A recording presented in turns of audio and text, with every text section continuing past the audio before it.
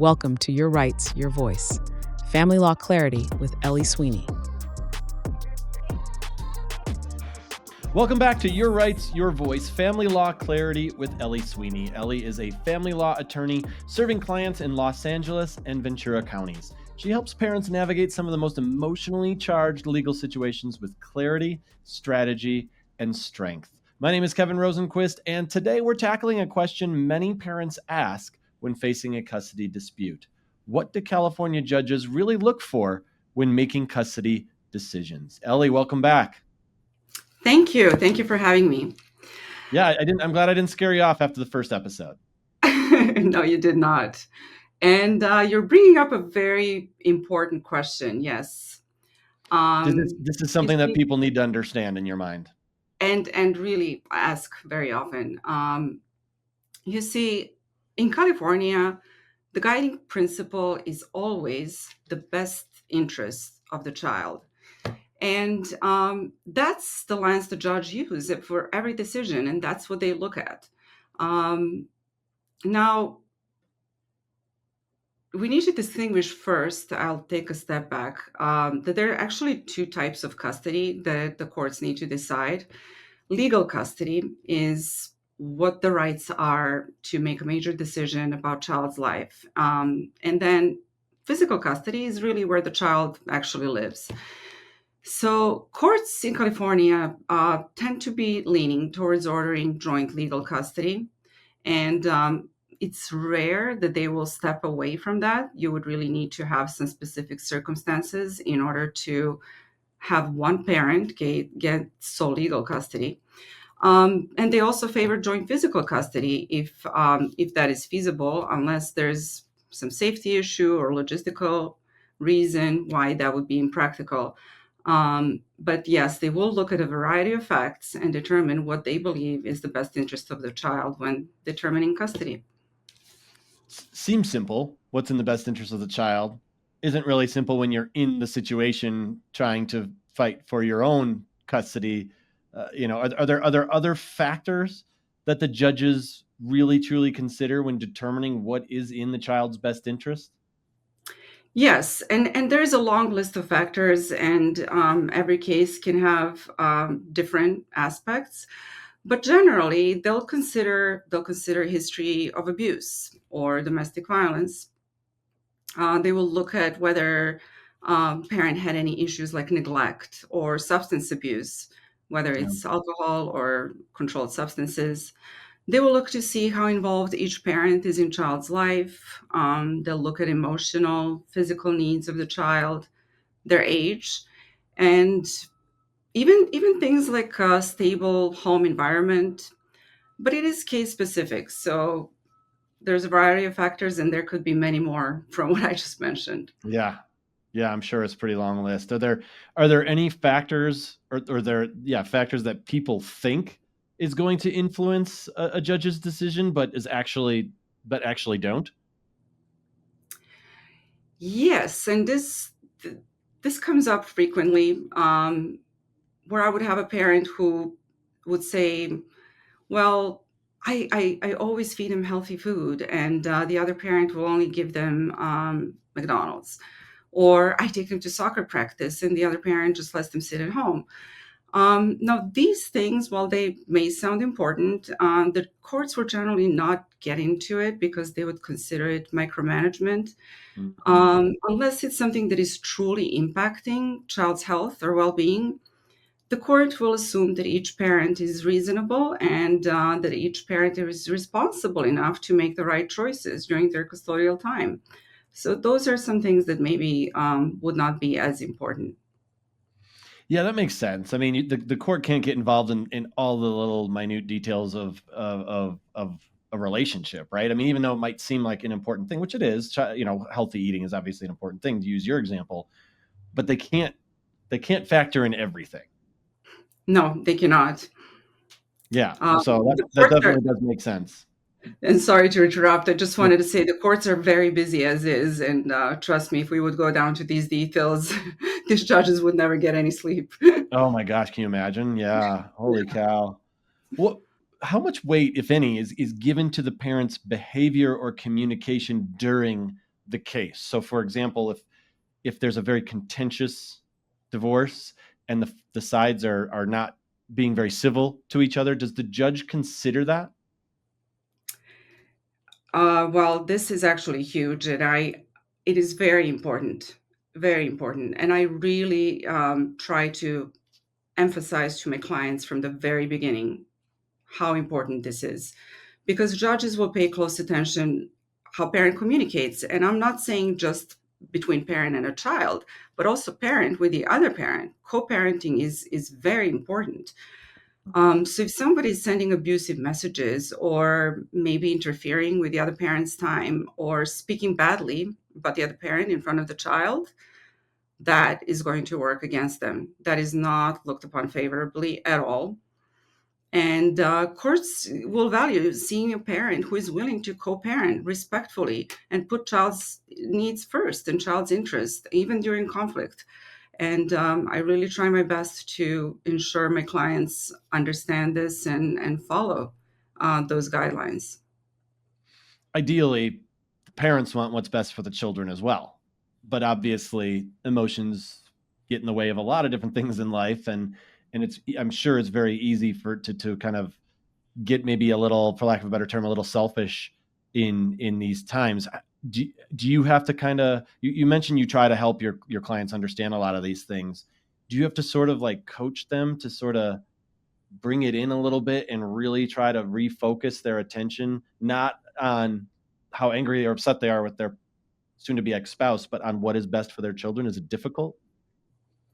Sometimes it is very difficult, and especially if you're dealing with a parent whose ex just knows their triggers, and they can send them a message that they know will trigger them, and they have this urge to react, or just emotions come up that have been accumulated over years of that relationship. And it is very difficult, but you try to tell them, you see, this is exactly what they're doing. They're trying to trigger you. Calm down. Step away, take a deep breath, don't respond immediately, or let me handle it. Sometimes they tell them, just let me respond. And they listen, and it works, but it is very difficult, of course. Yeah, even when you're not going through a divorce, taking a step back and thinking about a response before you send it off it's good advice for everybody, I feel like. For sure. What about, we talked about text messaging. What about social media posts? A lot of people tend to air their grievances on social media these days. Do those come into the court cases sometimes too? They do, absolutely. I mean, interesting. I had recently a domestic violence case that was almost entirely based on Facebook posts, but absolutely granted. And things like text messages, social media posts, we use them all the time in court. And I always tell my clients to act as to be aware and understand that any message they send to their ex or anything they post can be read by a judge, and to really approach writing anything with that in mind. So I try to tell them, keep your messages calm, focused, do not use foul language, no threats, even if the other person is trying to trigger you. And because more often than not, they will end up in evidence. And yeah, we use them all the time. That's a great way to look at it, by the way. Before you send something, assume it's going to be read by a judge. Like that is a real, that to me, that would change me for sure as far as how I'm sending something. Even if I'm emotionally charged up in the moment, I think that would help bring me back. I think. And it really does. I believe it does when I tell them Yeah. that, because Yeah, it is true. I'd like to think so. Yeah, for sure. So I have a question that I feel like probably comes up a lot is how much weight, if any, does the child's decision play into custody cases? Because if a child prefers one parent over another, I know that sounds kind of bad, but do they get a say at all, really? It depends. I tend to tell my clients that an answer to everything in family law is it depends. Um, um, but generally, in California, by law, once a child turns 14, they do have the right to express their preference. I don't necessarily want to look at it or view it or think of it as preference that they like one parent over the other, but they can state preference. Maybe it's because of convenience, or it's closer to their school. So if they want to state a preference where they want to live, the court at the age of 14 has to take it into consideration. But it's not automatic, and the court does not necessarily have to follow what the child asked for. But they do need to take it into consideration. Sometimes younger kids, maybe 12, 13, could be heard too if the judge would decide that they're mature enough and could take their thinking into consideration. But 14 is usually that golden age. Also, once the kid hits the age of 16 or 17, we're talking a child who maybe is already driving and going to school by themselves. The courts generally look at that age as a child they're not going to force to do something one way or another. And at that time, it's almost like the child is kind of crafting their own schedule at that age, typically. Yeah. Yeah, that's a good point. And you go too young, and it's just like a kid might make the decision based on who has more candy in their house. The courts will not consider that a child who is too young can make Yeah. such a decision. And unfortunately, they can also be frequently influenced by a parent because they're not mature enough to understand this conflict that may be happening. So at that age, no, if the child is 5 or 6, they could still get interviewed. They could be a recipient witness for certain things, but generally the courts will not consider their preference. If a parent is concerned about the other parent's behavior, whether it be substance abuse, emotional instability, or whatnot, how do they raise that concern in court? Okay, those are two very different concerns, and I'll explain why.